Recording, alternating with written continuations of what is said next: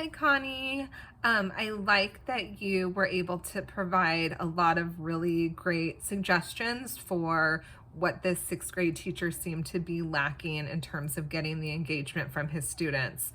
I like the point that you made that perhaps students weren't engaged in the assignment because maybe many of them don't go shopping. They don't really have a grasp of knowing how much certain food items cost. And, that could go back to looking at their funds of knowledge, and they're in sixth grade.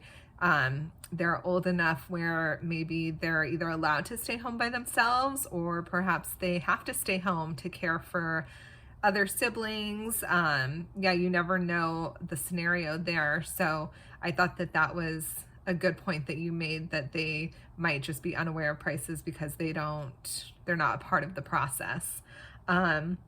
I also liked how you brought up that each family or each student could be coming from essentially a different background.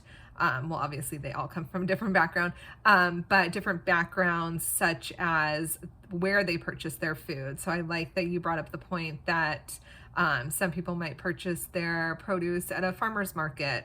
Some people might be getting food from Whole Foods. And then you might have some students or families who are utilizing food bank services.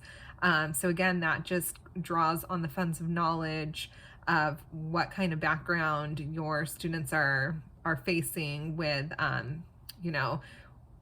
many people are in their family, what their parent or parents do for work, things of that nature. So I thought that that was a good point that you made as well. And I loved the activity that you came up for them.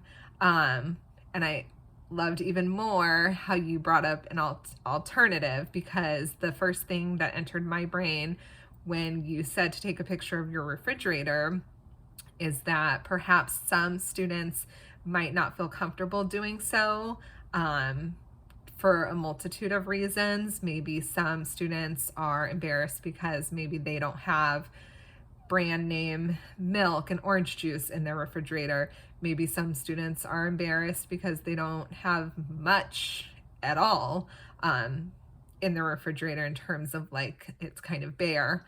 So I thought that it was really great that you were able to provide an alternative for those students to still participate in the activity by giving them a worksheet with clip art, because then there would be no pressure on them to wonder like, oh no, what is my refrigerator going to look like in comparison to the other kid who I sit next to.